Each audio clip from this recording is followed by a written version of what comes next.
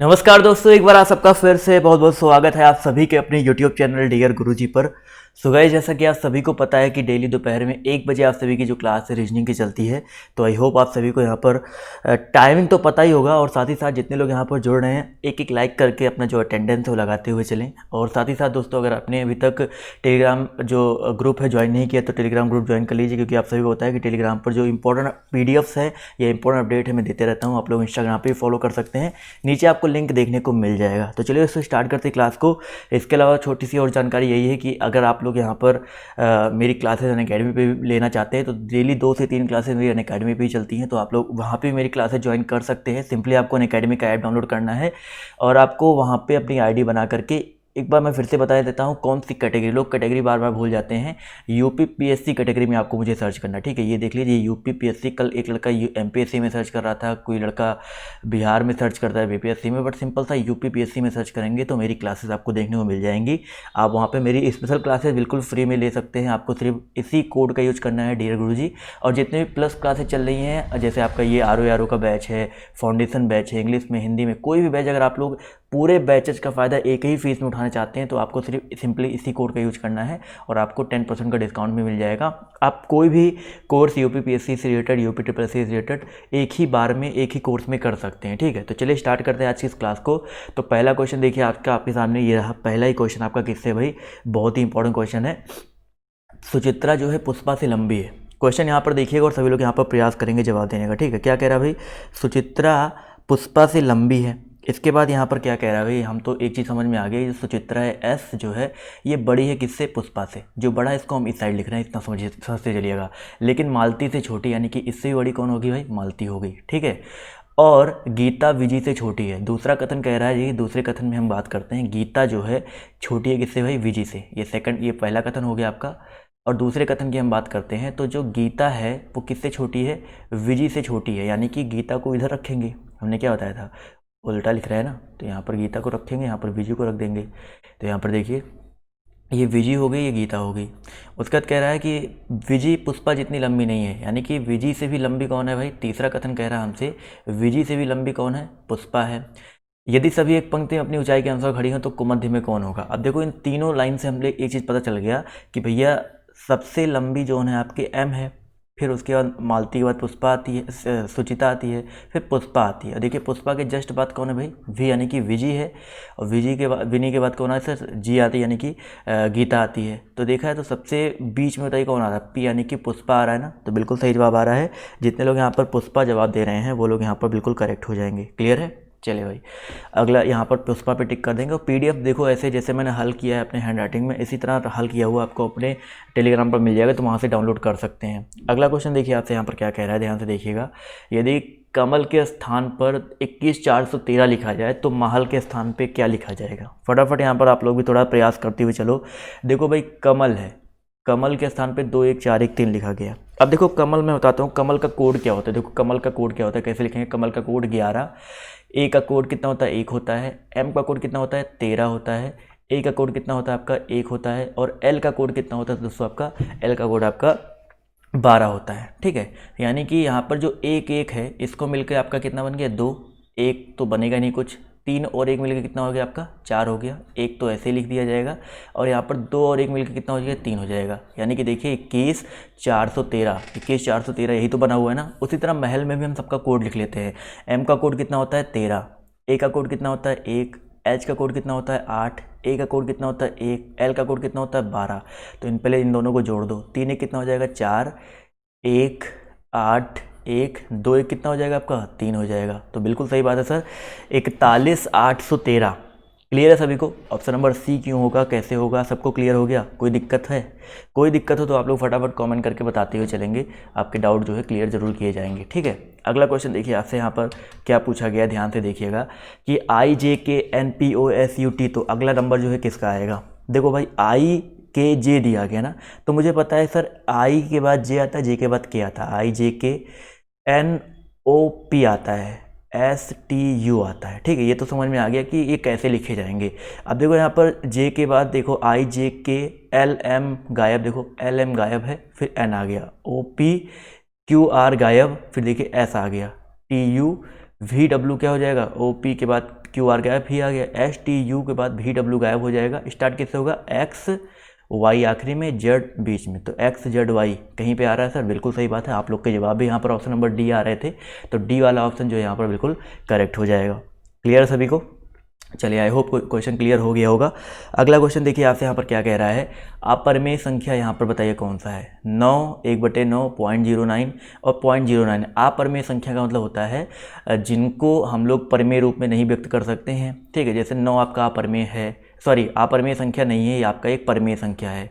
1/9 भी आपका एक परिमेय संख्या है। अब देखो इसको हल करते हैं, 0.9 है, 0.9 को लिख सकते हैं √9/10 लिख सकते हैं ना। 9 का वर्गमूल तो हो जाएगा 3, लेकिन 10 का वर्गमूल देखिए अंडर रूट के अंदर रहेगा, यानी कि देखो इसको अंडर रूट वाला सॉल्व नहीं किया जा सकता ना। जब भी अंडर रूट के अंदर कोई चीज़ सॉल्व नहीं कर सकते हैं तो वो आपका अपरिमेय संख्या होता है। अब जैसे कहोगे सर ये क्यों नहीं है, देखो 0.09 दिया गया ना, तो इसको 9 क्या लिख सकते हैं भाई, 2 अंक 2 दशमलव है तो यहाँ पर बटे 100 करेंगे। देखो ऊपर भी सॉल्व होकर 3 आ गया, नीचे भी सॉल्व होकर 10 आ गया। इसको सॉल्व किया जा सकता है, लेकिन ऑप्शन नंबर सी को सॉल्व नहीं किया जा सकता, इसलिए ऑप्शन नंबर सी जो है यहाँ पर क्या हो जाएगा? करेक्ट हो जाएगा। अगला क्वेश्चन देखो आपसे यहाँ पर क्या बोला गया है, किसी कोड भाषा में प्लस का मतलब गुणा है, माइनस का मतलब प्लस है, गुणे का मतलब भाग है और भाग का मतलब ये दिया गया, तो इसको हल करके दिखाना है। देखो भाई 50 है, प्लस का मतलब क्या भाई? प्लस का मतलब गुणा है तो गुणे 3 हो जाएगा, भाग का मतलब माइनस है तो माइनस 125 हो जाएगा, और गुणे का मतलब देखिए क्या है भाई, गुणे का मतलब दिया गया भाग, तो भागे कितना हो जाएगा 5, और माइनस का मतलब देखिए दिया गया है, माइनस का मतलब प्लस, तो प्लस कितना हो जाएगा 25 हो जाएगा। इसको सॉल्व कर लेते हैं। देखिए 50 × 3 करो कितना हो जाएगा? 150, ठीक है, माइनस 125 भागे 5, 25 × 5 125, माइनस 25 और प्लस कितना हो जाएगा 25। अब देखो प्लस 25 माइनस 25 कट गया, कितना आंसर आ गया आपका सर? 150 आ गया। देखिए कितना आसान क्वेश्चन था। तो जितने लोग भागोगे याद रखोगे तो भी कभी भी गलत नहीं करोगे इस तरह के क्वेश्चन को। तो यहाँ पर जितने लोगों ने ऑप्शन नंबर सी जवाब दिया है वो लोग यहाँ पर बिल्कुल करेक्ट हो जाएंगे। चलिए आते हैं अगले क्वेश्चन पर। तो निम्नलिखित अंकों की श्रृंखला में अंत में रिक्त स्थान पर कौन सा अंक आएगा? 2, 3, 4, 6, 7, 10, 11, 15, 16, 21, 22 के साथ क्या होगा? समझिएगा इस क्वेश्चन में क्या करना है। आप लोग भी थोड़ा प्रयास करते हुए चलो, आप लोग भी थोड़ा सा कॉपी कलम उठाओ, उसके बाद तो अच्छा लगेगा, मज़ा आएगा ना। तो यहाँ पर अगर देखा जाए तो भाई देखिए 2 के बाद 3 आ रहा है। देखो यहाँ पर देखो 2, 3, 4, 5 गायब हो गया, 6 आ गया, 7, 8, 9 गायब हो गया, यानी कि पहले देखो इसमें 1 का अंतर आया था, ठीक है, इसके बाद 2 का अंतर आया, 7, 3, 10, 11, 4, 15, 16, 5, 21 और 22 कितना हो जाएगा? 6 का अंतर। भाई पहले 1 का अंतर आया, फिर 2 का अंतर आया, फिर 3 का अंतर आया, फिर 4 का अंतर आया, फिर 5 का अंतर आया, तो अगला 6 का ही तो अंतर आएगा। तो 22 से कितना हो जाएगा? 28। बिल्कुल सही बात है। तो जितने भी साथी यहाँ पर 28 ऑप्शन नंबर सी जवाब दे रहे हैं वो लोग यहाँ पर बिल्कुल करेक्ट हो जाएंगे। अगला क्वेश्चन देखिए आपसे क्या कह रहा है। यहाँ पर देखिए निम्नलिखित आयत आकृति में वर्ग जो है, देखो ध्यान से, वर्ग जो है किसको दिखा रहा है? औषधि विक्रेताओं को। समझिएगा, वर्ग किसको दिखा रहा है? औषधि विक्रेता को दिखा रहा है। त्रिभुज जो है नर्तकियों को दर्शाता है, ठीक है, नर्तकियों को दर्शा रहा है। और आगे समझिएगा, वृत्त जो है स्त्री रोग विशेषज्ञ, ठीक है, वृत्त किसको दिखा रहा है? स्त्री रोग विशेषज्ञ को दिखा रहा है। और यहाँ पर आयत जो है महिलाओं को दिखा रहा है। किसको दिखा रहा है भाई? महिलाओं को दिखा रहा है। अब यहाँ पर हमें क्वेश्चन क्या कह रहा है, अक्षरों का कौन सा समूह स्त्री रोग विशेषज्ञ को दर्शाता है जो ना तो महिला है ना ही नर्तक है। अब हमें जो कह रहा है जो ना महिला ना नर्तक, देखो महिला कहाँ पर है? ए जी, तो ए और जी को काट दो। नर्तक भी हमको नहीं चाहिए, नर्तक में देखो एफ आ रहा है, ई आ रहा है और बी आ रहा है, तो हमें ये तो चाहिए ही नहीं चाहिए। अब यहाँ पर हमें स्त्री रोग अक्षरों को समूह जो है स्त्री रोग विशेषज्ञ को दर्शाता है। तो यहाँ पर देखो स्त्री रोग विशेषज्ञ को दर्शाता है, तो यहाँ पर अगर देखा जाए तो स्त्री रोग विशेषज्ञ में कौन कौन से आ जाएंगे? डी, सी और एच। डी, सी, एच आएंगे ना। लेकिन यहाँ पर अगर हम डी की बात करते हैं तो डी तो भाई औषधि में चला जाता है ना, तो डी भी यहाँ पर नहीं होगा। तो बचा गया सर आपका सी और एच बचा। तो यहाँ पर जितने लोग सी और एच जवाब दे रहे हैं वो लोग यहाँ पर बिल्कुल करेक्ट हो जाएंगे। क्लियर है सभी को? यस और नो? अब देखो ऐसा तो कहा नहीं गया कि औषधि ना ही हो भाई, यहाँ पर सिर्फ बोला गया कि स्त्री रोग विशेषज्ञ को दिखाना है। तो स्त्री रोग विशेषज्ञ में एच और सी आ रहे हैं, डी आपका औषधि में आ जाए, इसलिए एच और सी वाला ऑप्शन जो है करेक्ट हो जाएगा। क्लियर है? चले भाई, आई होप ये क्वेश्चन भी आप सभी को क्लियर हो गया होगा। अगला क्वेश्चन देखो आपसे यहाँ पर क्या बोला गया है कि 500 व्यक्तियों के एक समूह में 300 व्यक्ति केवल हिंदी बोल सकते हैं। समझिएगा भाई 500 व्यक्ति का समूह है, टोटल कितने लोग हैं आपके? 500 लोग हैं। 300 लोग उसमें हिंदी बोल पाते हैं और 120 लोग केवल अंग्रेजी बोल पाते हैं। तो आपको बताना है हिंदी और अंग्रेजी दोनों बोल सकने वाले व्यक्तियों की संख्या कितनी होगी। एक बात बताओ, 300 व्यक्ति हिंदी बोल पाते हैं, 120 व्यक्ति अंग्रेजी बोल पाते हैं, यानी कि कुल जो हिंदी और अंग्रेजी बोलने वाले व्यक्तियों की संख्या होगी वो 300 प्लस कितनी हो जाएगी, 120 हो जाएगी। यानी कि इनको हल करेंगे तो 420। तो 420 लोग ऐसे हैं जो हिंदी और अंग्रेजी दोनों बोल सकने वाले व्यक्ति हैं। अब कह रहा है मतलब ये हिंदी भी बोलते हैं अंग्रेजी भी बोलते हैं, यानी कि ये केवल हिंदी बोलते हैं केवल इंग्लिश बोलते हैं। तो 420 केवल हिंदी केवल इंग्लिश बोलने वाले लोग हैं, तो यहाँ पर -420 कर देंगे। तो जो बचे 80 लोग हैं वो आपके जो भाई 500 में से 420 तो ऐसे लोग निकल गए जो केवल वाले थे, ठीक है, केवल हिंदी केवल इंग्लिश वाले थे। अब जो बचे 80 लोग हैं वही ऐसे लोग हैं जो हिंदी और अंग्रेजी जो है दोनों बोल पाएंगे। तो यहाँ पर जितने लोग ऑप्शन नंबर बी जवाब दे रहे हैं वो लोग यहाँ पर बिल्कुल करेक्ट हो जाएंगे। क्लियर है सभी को? चलिए आई होप ये क्वेश्चन भी आप सभी को क्लियर हो गया होगा। आते हैं बढ़ते हैं अगले क्वेश्चन पर। तो देखिए क्या पूछा गया है, ध्यान से देखिएगा। क्वेश्चन नंबर हम बात करते हैं 59 के बारे में। तो कह रहा है यदि किसी संख्या के 3/8 का तथा 2/7 का योग 370 हो तो संख्या क्या होगी। देखो मान लेते हो संख्या, इस तरह क्वेश्चन कल आपको एक मिला था ना, तो मान लेते संख्या क्या है, यक्स है, उसका 3/8, ठीक है, और प्लस इसी संख्या का 2/7 का योग कितना दिया गया आपका, 370 दिया गया है। सेम आपका कल तरह क्वेश्चन, बस डिजिट चेंज है। 8 और 7 का एलसीएम कितना हो जाएगा, 8 7 56, और 7 के गुणा इसमें करो 7 21x और प्लस 8 दूनी 16x बराबर कितना आपका भाई 370 है। अब देखो 21 और 16 मिलके कितना हो जाएगा, 37 हो जाएगा। 37x ही तो होगा, डिवाइड बाय आपका कितना है 56 है, ये 56 दिया गया भैया। तो 56 बराबर कितना आ जाएगा 370। तो देखो 37 से ये कट गया, 10 बार गया, तो यहाँ से देखेंगे x की वैल्यू कितनी आ जाएगी, 56 धामा 560 आ जाएगा। तो बिल्कुल सही बात है 560, यानी कि ऑप्शन नंबर जो इसका डी है यहाँ पर बिल्कुल करेक्ट हो जाएगा। चलिए साथियों आते हैं अगले क्वेश्चन पर। तो पूछा गया है कि एक घड़ी में 4 बज रहे हों तो उसका दर्पण प्रतिबिंब समय ज्ञात कीजिए। एक घड़ी में 4 बज रहा है, 4 बज रहा है तो उसका दर्पण प्रतिबिंब बताना है भाई। सिंपल सा इसको निकालने का ये 2 से 3 तरीके होते हैं, और इसमें जो है सबसे आसान तरीका मैं बता रहा हूँ। अगर 4 बज रहा है तो 11:60 में से या 12 बजे में से घटा दो। 12 बजे में से 4 बजे घटाएंगे तो कितना आ जाएगा सर, आपका 8 आ जाएगा। तो जितने लोग यहाँ पर 8 बजे जवाब दे रहे हैं वो लोग यहाँ पर बिल्कुल करेक्ट हो जाएंगे, ठीक है। 11:60 का यूज करो या 12 बजे का यूज करो, तो भाई 11:60 का यूज तब करते जब 4 दिया होता, तब वहाँ पर 4:40 50 दिया होता, तो 60 में से घटाना उसको आसान होता। इस वजह से कभी कभी इसका यूज करते हैं, और जब सीधे यही दिया गया हो तो 12 बजे से घटा दो, ठीक है। तो यहाँ पर जितने लोगों ने ऑप्शन नंबर 8 जवाब दिया वो लोग यहाँ पर बिल्कुल करेक्ट हो जाएंगे। अगला क्वेश्चन देखो आपसे यहाँ पर क्या बोला गया है कि भाई नदी का संबंध अगर आपका धारा से है, महासागर का संबंध बताइए किससे हो जाएगा। फटाफट यहाँ पर प्रयास करते हुए चलेंगे भाई। नदी में जल बहने की जो दिशा होती है, दशा होती है, उसको धारा बोलते हैं, और महासागर में जो जल बहता है उसको क्या बोलते हैं भाई, प्रवाह बोलते हैं। महासागर में क्या होता है, प्रवाह होता है। तो जितने लोग ऑप्शन नंबर ए जवाब दे रहे हैं वो लोग यहाँ पर बिल्कुल करेक्ट हो जाएंगे। अगला क्वेश्चन देखिए आपसे क्या कह रहा है, WUS का संबंध DEF से है तो MKI का संबंध बताइए किससे हो जाएगा। वेरी इजी क्वेश्चन है, समझिएगा।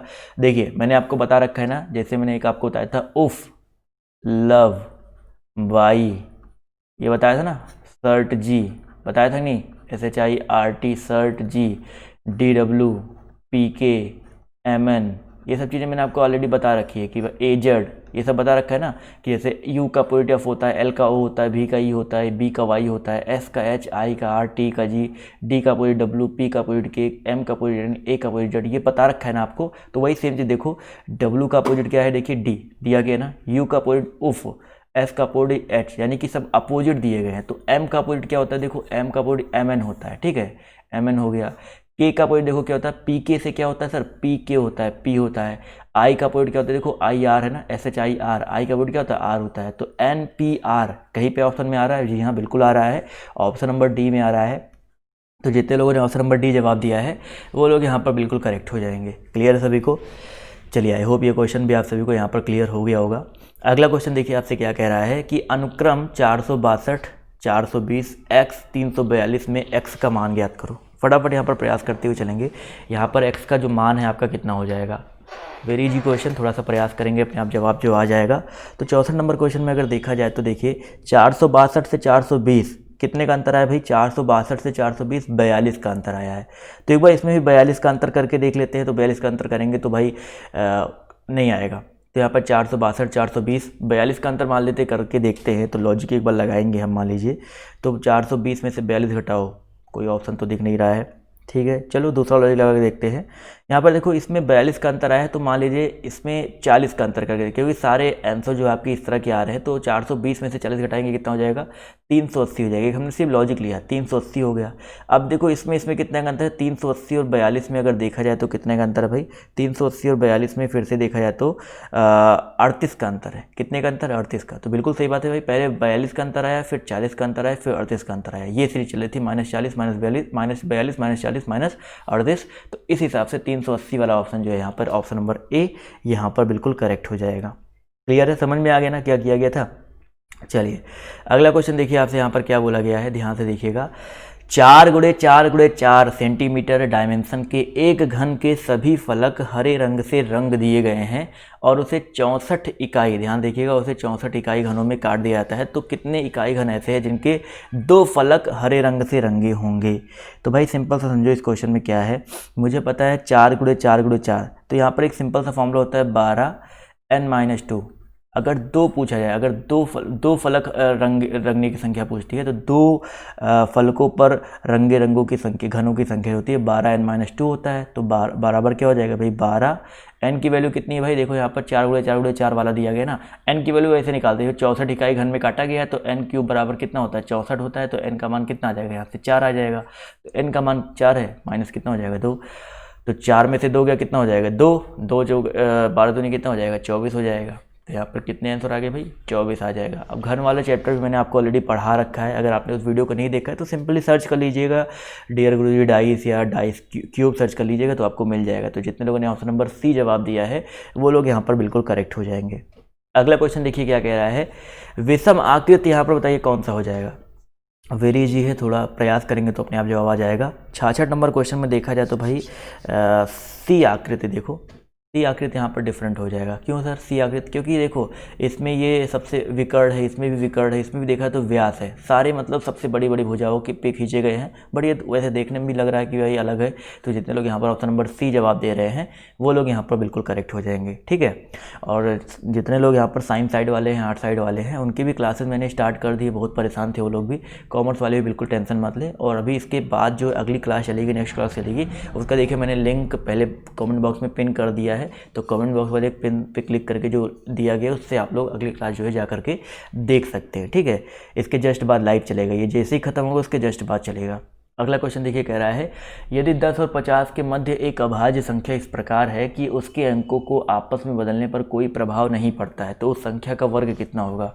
देखो भाई 10 और 50 के मध्य एक अभाज्य संख्या ऐसी है कि उनके अंकों को आपस में बदलने पर कोई प्रभाव नहीं पड़ता है। तो जैसे मान लीजिए हम 121 लेते हैं तो 11 हो जाएगा, तो 11 का वर्ग करेंगे तो 121 आएगा।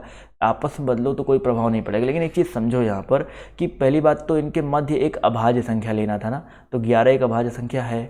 अब जैसे इसका ये किसका वर्ग होता है, 22 का वर्ग होता है, तो 22 कोई अभाज्य संख्या नहीं है, तो ये आपका गलत हो जाएगा। 1089 की अगर हम बात करते हैं, देखिए 67 में सी की बात करते हैं, तो 1089 जो है कि 1089 जो है किसका वर्ग होता है भाई, किसी का वर्ग होता है, 33 का भी 33 का शायद होता है ना, तो ये भी एक अभाज्य संख्या नहीं है। और यहाँ पर ये भी जिसका वर्ग आएगा वो अभाज्य संख्या नहीं है। सिर्फ 11 ही एक ऐसी संख्या है जिनको अंकों को आपस में बदलो तो कोई फ़र्क नहीं पड़ेगा। इनका वर्ग भी देखो 121 होता है और यहाँ पर ये जो है एक अभाज्य संख्या भी है। तो इस वजह से यहाँ पर ऑप्शन नंबर जो इसका ए है ये आपका क्या हो जाएगा, करेक्ट हो जाएगा, ठीक है सर। यहाँ पर ये क्वेश्चन करना था।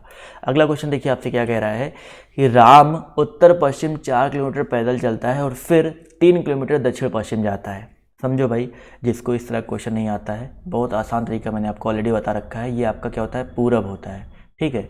ये आपका क्या होता है, पश्चिम होता है, ये आपका उत्तर होता है और ये आपका क्या होता है, दक्षिण होता है, ठीक है। अब क्वेश्चन यहाँ पर कहना क्या चाह रहा है कि राम जो है उत्तर पश्चिम 4 किलोमीटर जाता है। उत्तर पश्चिम कहाँ पर, ये उत्तर पश्चिम है, 4 किलोमीटर गया, तो यहाँ पर ये हमने 4 किलोमीटर दिखा दिया, ठीक है, ये समझ में आया। उसके बाद फिर 3 किलोमीटर दक्षिण पश्चिम जाता है। एक भाई फिर से मिट गया अपने आप, ये 4 किलोमीटर गया था, 3 किलोमीटर दक्षिण पश्चिम जाता है, ठीक है भाई। यहाँ से दक्षिण पश्चिम देखो, ये वाली सर दक्षिण पश्चिम है ना, तो यहाँ से ये कुछ इस तरीके से आएगा, दक्षिण पश्चिम में 3 किलोमीटर गया, समझ में आया ये चीज़। उसके बाद कह रहा है कि वो प्रस्थान बिंदु से कितनी दूरी पर है, तो भाई ये लगभग 3 किलोमीटर गया तो यहीं पर आएगा लगभग। तो प्रस्थान बिंदु से देखो ऐसे कोई 4 गया है और ऐसे कोई 3 आया है, तो खुद बताओ सर 3 4, तो ये वाली दूरी कितनी होती है? सबको पता ना ये वाली दूरी हमेशा कितनी आती है? 5 ही तो आती है। 3 4 के साथ जो पाइथागोरस थ्योरम बनता है वो आपका 5 ही तो बनता है। तो जितने लोगों ने यहाँ पर 5 जवाब दिया है वो लोग यहाँ पर बिल्कुल करेक्ट हो जाएंगे। क्लियर है? पाइथागोरस थ्योरम लगा सकते हो कि आपका ये मान लो ये ए है, ये बी है, ये आपका सी है, तो ये 3 का वर्ग प्लस 4 का वर्ग का अंडर रूट जो होता है ये ए बी के बराबर होता है। यही तो फॉर्मूला होता है ना। तो इसको हल करोगे, देखो अंडर रूट 3 त्रिक का 9, 4 चौका 16, इसको हल करेंगे तो अंडर रूट 25 आ जाएगा और इसका मान कितना होता है? 5 होता है। ये तो भाई सिंपल सा था। तो जितने लोगों ने 5 जवाब दिया है वो लोग यहाँ पर बिल्कुल करेक्ट हो जाएंगे। अगला क्वेश्चन देखो आपसे क्या कह रहा है, कौन सा समूह जो है अन्य से भिन्न है? देखिए 4 ऑप्शन दिए गए हैं और आपको बताना है यहाँ पर कौन सा समूह जो है अन्य से भिन्न है। देखिए यहाँ पर चारों ऑप्शन देखिए 3 11 13 17 सभी अभाज्य संख्याएं हैं। 3 5 41 37 सारी की सारी अभाज्य संख्याएं हैं। 3 7 17 13 सारी की सारी अभाज्य संख्याएं हैं। लेकिन अगर हम बात करते भैया ऑप्शन नंबर बी के बारे में, देखिए ऑप्शन नंबर बी जो दिया गया है 14 जो है आपका, ये कैसा संख्या है? एक संख्या भाज्य, ये भी 18वीं भाज्य, तो इसमें 2 संख्या आपकी भाज्य आ गई और सारी अभाज्य, इसलिए ऑप्शन नंबर जो इसका बी है अन्य से क्या हो जाएगा? भिन्न हो जाएगा। क्लियर है सभी को? चलिए भाई बहुत ही अच्छी बात है। अगला क्वेश्चन देखिए क्या कह रहा है कि यदि 5 10 15 तथा x का औसत 20 है तो x का मान कितना हो जाएगा? देखो कैसे निकालते हैं भाई, 5 है प्लस 10 है प्लस 15 है और प्लस x है। इनका अगर औसत निकालना है तो डिवाइड बाई कितना कर देंगे? 1 2 3 4 डिजिट है ना, तो बटे 4 कर देंगे तो औसत जो है आ जाएगा। औसत दिया गया कितना आपका? 20 दिया गया। इसको हल कर लो भाई, 10 5 15 15 15 30, 30 प्लस x बराबर 20 गुणे 4 कितना हो जाएगा? 80 हो जाएगा। ठीक है, 80 हो गया। तो x का मान कितना आ गया? ये 30 उधर भेज दो तो 80 माइनस कितना हो जाएगा? 30, तो इसका मान कितना आ जाएगा सर आपका? 50 आ जाएगा। क्लियर है सभी को? देखिए कितना आसान क्वेश्चन था। तो जितने लोग यहाँ पर ऑप्शन नंबर डी यानी कि 50 जवाब दे रहे हैं वो लोग यहाँ पर बिल्कुल करेक्ट हो जाएंगे। क्लियर है सभी को? चलिए भाई अगले क्वेश्चन की तरफ बढ़ते हैं। और अगला क्वेश्चन देखिए आपसे यहाँ पर क्या पूछा गया, ध्यान से देखिएगा। क्वेश्चन नंबर हम बात करते हैं 71 की। तो आपसे बोला गया है निम्नलिखित में से विजातीय चुनिए AZ CX LOMN EVF UGT HR। विजातीय यानी कि विषम चुनना है, अलग डिफरेंट कौन सा है? यहाँ पर क्या हो जाएगा? देखो यहाँ पर क्या है, इन AZ CX दिया गया है, चलो भाई।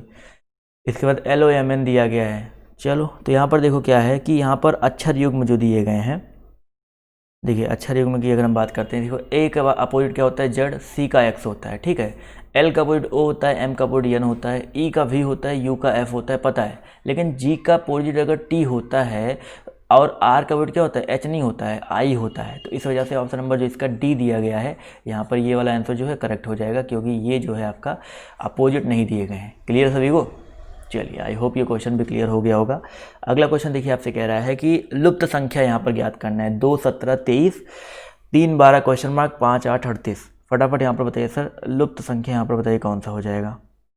जवाब देखिए यहाँ पर आना शुरू हो गया है। वेरी इजी क्वेश्चन है, थोड़ा सा प्रयास करेंगे अपने आप जवाब जो है आ जाएगा। तो यहाँ पर अगर देखते हैं, देखिए 2 है 17 और आपका 23 दिया गया है। 2 17 23, तो यहाँ पर अगर देखेंगे लुप्त संख्या की अगर हम बात करेंगे तो 2 के बाद 17, 17 के बाद 23 दिया गया। ठीक है, यहाँ पर एक चीज़ देखो, इस तरह की सीरीज देखिए, 2 1 3 3 2 5 ये चल रहा है ना, 7 5 12 12 6 18 ये वाली चीज़ चल रही है ना, +5 +1 +2 +5 +6। तो यहाँ पर भी कोई ऐसा लेंगे कि उनको जोड़ने पर वैसा ही कुछ आए। तो देखो 17 अगर मान लो 6 करते हैं, 17 6 कितना हो जाएगा आपका? 23 होगा ना। सॉरी 23 6 करते हैं तो कितना हो जाएगा? 29 होगा ना। तो 29 और +7 करके देखिए कितना आएगा? 38 आएगा। 9 7 16 नहीं आएगा, तो 6 तो नहीं करेंगे ऐड, यानी कि 23 और 7 ऐड करके देख लेते हैं भाई। ऐसे लॉजिक उठाना पड़ेगा ना। 23 7 कितना होता है सर आपका? 30 होता है भाई। +7 किया कितना आ गया आपका? 30 आ गया। 30 और 8 कर देंगे कितना आ जाएगा? 38 आ जाएगा ना। तो यहाँ पर देखिए 30 वाला हमारा फॉलो कर रहा है। तो जितने लोग यहाँ पर 30 जवाब दे रहे हैं ऑप्शन नंबर सी, वो लोग यहाँ पर बिल्कुल करेक्ट हो जाएंगे। क्लियर? सबको समझ में आ गया ना क्या करना था? चलिए भाई अगला क्वेश्चन देखते हैं आपसे। यहाँ पर क्या कह रहा है, शैलेश उत्तर की ओर 4 किलोमीटर जाता है, वह बाएं मुड़ता है। शैलेश जो है उत्तर की ओर, उत्तर सबको पता चल गया ना। देखो ये उत्तर ये होता है, उत्तर की ओर कितना गया? 4 किलोमीटर गया। फिर बाएं मुड़ा, बाएं मुड़ने का मतलब ये इस साइड मुड़ गया। और फिर कितना जाता है भाई? 6 किलोमीटर जाता है। फिर से वो दाएं मुड़ जाता है और 4 जाता है। दाएं यानी कि ऊपर साइड मुड़ गया, कितना गया?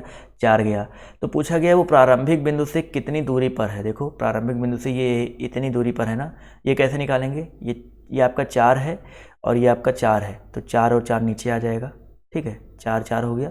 और ये आपका कितना है, आपका 6 है, समझिएगा, ये आपका 4, ये 4, ये आपका 6। तो आपका कुछ इस तरीके का त्रिभुज बनेगा, देखिए इस तरह का आपका त्रिभुज बनेगा, जिसमें ये आपका 4 4 8 हो गया, ये आपका देखो ये 6 है, 6 हो गया। तो ये दूरी पूछी गई कितनी हो जाएगी, वही सेम फिर से इसको ए अगर सी मान लें तो ए सी का जो मान आएगा वो √8 का वर्ग प्लस 6 के वर्ग के बराबर आएगा। तो 8 का वर्ग कितना होता है, 64 होता है, 6 का वर्ग कितना होता है, 36 होता है।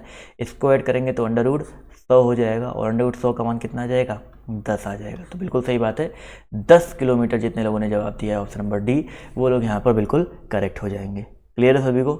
वेरी इजी क्वेश्चन था, बस थोड़ा सा लगाना था लॉजिक, क्या लग रहा था वो आपका लॉजिक लग गया, तो अपने आप आंसर जो आपके सामने आ गया। अगला क्वेश्चन देखिए आपसे क्या कह रहा है कि यदि प्रतिबिंब समय 1:40 हो रहे हों तो इस स्थिति में वास्तविक समय क्या होगा। देखो प्रतिबिंब समय दिया गया है, वास्तविक समय पूछा गया है, तो मैंने आपको एक सिंपल सा 12 बजे में से घटा देना है या 11:60 में से घटा देना है, ये मैंने आपको बता रखा है। तो यहाँ पर जैसे 1:40 है तो इसको 11:60 में से क्या कर देते हैं, घटा देते हैं। आंसर कितना आएगा, 20 आएगा, और 11 से 1 आपका 10 आ जाएगा, ठीक है। तो 10:20 आंसर जो आपका हो जाएगा। तो जितने लोग यहाँ पर ऑप्शन नंबर सी जवाब दे रहे हैं, देखो प्रतिबिंब, देखो वाटर इमेज की बात नहीं करता है, अगर नॉर्मल मिरर इमेज की बात करता है तो वहाँ पर 11:60 में से ही घटाते हैं। तो सिंपल से यहाँ पर लॉजिक लगाया है, देखो 10:20 आपका यहाँ पर आ गया। क्लियर है सभी को? चलिए अभी तो गलती नहीं करोगे इस तरह क्वेश्चन में ना। अगला क्वेश्चन देखो आपसे यहाँ पर क्या कह रहा है, यदि प्रकाश को सुबह कहते हैं, सुबह को अंधेरा कहते हैं, अंधेरे को रात कहते हैं और रात को धूप कहते हैं, तो सामान्यतः हम कब सोते हैं। बताओ भैया, हम कब सोएंगे? हम सोते हैं रात में, और रात को क्या बोलते हैं भाई, धूप बोलते हैं। तो हम कब सोएंगे, धूप में सोएंगे, ठीक है। तो यहाँ पर जितने लोग ऑप्शन नंबर ए जवाब दे रहे हैं वो लोग यहाँ पर बिल्कुल करेक्ट हो जाएंगे। अगला क्वेश्चन देखिए आपसे यहाँ पर क्या कह रहा है कि पिता और उसके पुत्र की आयु का मध्यमान 27 वर्ष है। अब मध्यमान क्या होता है, जैसे मान लो पिता की एज 42 है, मान लो पहला ऑप्शन उठाते हैं, पिता की एज 42 है और उनके बेटी की एज 27 है, तो इनका मध्यमान मतलब हो गया 42 + 12 डिवाइड बाई 2 करो तो कितना आएगा, 27 आना चाहिए। देखिए 2 2 4 और 4 1 5 बटे 2 करो, कितना आएगा, 27 आ गया। लेकिन यहाँ पर एक चीज़ तो फॉलो कर रहा है, दूसरी चीज़ कह रहा है कि 18 साल बाद पिता की आयु अपने पुत्र की आयु की दोगुनी हो जाएगी। तो 18 साल बाद, जैसे 42 में 18 जोड़ो कितना हो जाएगा, 42 में 18 जोड़ेंगे तो 42 और 18 कितना होता है भाई, 8 2 10, यानी कि आपका हो जाएगा 60 साल। और बेटे की आयु 18 साल बाद कितनी हो जाएगी, 30 साल हो जाएगी। तो देखो यहाँ पर देखा है तो दुगनी भी हो जा रही है। तो यहाँ पर पहला ही ऑप्शन जो है करेक्ट है। देखो ऑप्शन मेथड से लगाया, पहला ऑप्शन देखो यहाँ पर करेक्ट आ गया, ठीक है। ये ऑप्शन मेथड से लगाने का तरीका था। अब जरूरी नहीं है कि भाई हमेशा ऑप्शन मेथड से आपका पहला ही ऑप्शन सही हो, दूसरा भी चेक कर सकते थे, तीसरा भी चेक कर सकते थे, चौथा भी चेक करना पड़ता। अब देखो अगर मान लो इसको ऑप्शन मेथड ना लगा करके नॉर्मल मेथड लगाना होता तो कैसे लगाते, पिता की आयु x मानते, पुत्र की आयु y मानते, इनका आधा जो है कितना आपका 27 दिया गया है, यानी कि x + y का मान कितना आ जाता आपका 54 आ जाता। एक समीकरण ये बनता और दूसरा समीकरण ये बनता कि x में 18 जोड़ने पर और y में 18 जोड़ने पर, तो ये y है ये क्या हो जाता, दुगना हो जाता। तो इन दोनों समीकरण को हल करके x और y का मान निकालते, तो आपका ये थोड़ा सा मान सकते थे बड़ा पड़ता, ऑप्शन मेथड थोड़ा सा आसान पड़ा। तो जितने लोगों ने ऑप्शन नंबर ए जवाब दिया है वो लोग यहाँ पर बिल्कुल करेक्ट हो जाएंगे, ठीक है। अगला क्वेश्चन देखिए आपसे क्या कह रहा है, ए बी का पिता है। देखो भैया जो ए है किसका पिता है, बी का पिता है। तो यहाँ पर ए बनाते हैं और यहाँ पर बना देते हैं बी बना देते हैं। तो ए जो है पिता हो गया बी का, यहाँ पर पिता लिख दो, जिसको समझ में नहीं आता कहते सर अच्छे से लिख दिया करिए, नहीं समझ में आता है। और बी जो है आपका इसका पुत्र हो गया। क्लियर है? इसके बाद कह रहा है कि सी जो है बी की पुत्री है, बी की पुत्री जो है सी हो गई, माइनस लगा दो यहाँ पर ए प्लस लगा दो। अब ये बी जो है बी मतलब कुछ भी हो सकता है, इसलिए बी में जो हमने पुत्र लिखा है बी वाले पुत्र को कटा दो, क्योंकि बी जो है पुत्र पुत्री कुछ भी हो सकता है, ठीक है। चलो तो ये हो गया सी, पुत्री हो गई, ठीक है। अब यहाँ पर समझ बी से संबंध है, बी के रिलेशन में हम लोग बी का पिता ए, बी की पुत्री सी। उसके बाद कह रहा है कि डी जो है बी का भाई है, बी का भाई क्या हो गया, डी हो गया। तो डी जो है आपका भाई हो गया। क्लियर है? उसके बाद जो ई है वो ए का पुत्र है, ए का एक और पुत्र हो गया डी हो गया, ठीक है। तो डी अगर ए का पुत्र है तो बी का क्या होगा, भाई तो होगा। सॉरी ई था, माफ़ कीजिएगा, यहाँ पर ई था, मैंने डी लिख दिया गलती से। ये जो डी है ये आपका क्या है, ई दिया गया है। ई जो है आपका ए का पुत्र है तो बी का क्या हो जाएगा, भाई हो जाएगा। तो सी और ई के बीच में क्या संबंध है बताओ भाई, इसकी बिटिया सी है और बी का भाई ई है, तो सी और ई के बीच में भतीजी और चाचा का ही तो संबंध है। बहुत आसान क्वेश्चन था। तो जितने लोग यहाँ पर ऑप्शन नंबर सी जवाब दे रहे हैं, भतीजी और चाचा का संबंध, वो लोग यहाँ पर बिल्कुल करेक्ट हो जाएंगे। क्लियर है, बहुत ही अच्छी बात है। जितने लोगों ने यहाँ पर ऑप्शन नंबर सी जवाब दिया है वो लोग यहाँ पर बिल्कुल करेक्ट हो जाएंगे। अगला क्वेश्चन देखो, आपसे यहाँ पर क्या बोला गया है कि यदि एक संख्या के 1/4 का 1/3 15 हो, समझो भाई एक संख्या यक्स का 1/4 का 1/3 कितना है आपका 15 दिया गया है। ठीक है, तो पहले x का मान निकालते हैं। तो x का बराबर कितना आ जाएगा, 4×3 12, 12 का गुणा इधर 15 में हो जाएगा, तो 12 × 15 कितना होता है 180 होता है। तो x का मान कितना आ गया आपका 180 आ गया। ठीक है, अब कह रहे हैं उस संख्या का 3/10 कितना होगा, तो 180 का 3/10 यानी कि बटे 10 कर देंगे, तो 0 0 कटा, 18×3 कितना हो जाएगा 54 हो जाएगा। देखिए कितना आसान क्वेश्चन था, समझ में आया कि नहीं समझ में आया। पहले जो कह रहा था हमने वहाँ से संख्या निकाल लिया, फिर संख्या का 3/10 निकालना था, हमने संख्या का 3/10 निकाल लिया। तो यहाँ पर जितने लोगों ने ऑप्शन नंबर डी 54 जवाब दिया है वो लोग यहाँ पर बिल्कुल करेक्ट हो जाएंगे। क्लियर है। अगला क्वेश्चन देखिए आपसे क्या कह रहा है कि दी गई रेखाकृतियों में से किसमें तरल पदार्थ, धातुएं व गैसें प्रदर्शित है। तरल पदार्थ, धातु और गैस। तो देखो भाई, तरल पदार्थ, धातु और गैस की बात करते हैं। तरल पदार्थ अलग, धातु अलग, गैस अलग, सब अलग अलग होंगे ना। तो यहाँ पर बिल्कुल सही बात है। कितने लोग का जवाब ये रहा देख सकते हैं, भाई काफ़ी लोगों ने जवाब ए दिया है। तो ए वाला ऑप्शन जो है यहाँ पर बिल्कुल करेक्ट हो जाएगा। क्लियर है साथियों। तो ये रहे दोस्तों आज के आपके कुछ इंपॉर्टेंट क्वेश्चन। लेकिन अभी आपको कहीं जाना नहीं है। देखिए मैंने पहला लिंक पिन कर दिया है कमेंट बॉक्स में, उस लिंक पर क्लिक करो और फटाफट जो अगली वाली क्लास जो है देखो, क्योंकि अगली क्लास जो है बहुत इंपॉर्टेंट जो होने वाली है, स्पेशली फॉर साइंस साइड या आर्ट साइड अलग अलग वाले हैं। तो देख लीजिए कौन सी साइड का वो टेस्ट होने वाला है। तो आज के इस वीडियो में सिर्फ इतना ही। अभी के लिए बाय बाय, टेक केयर, जय हिंद, जय भारत। मिलते हैं आप सभी से नेक्स्ट वीडियो में।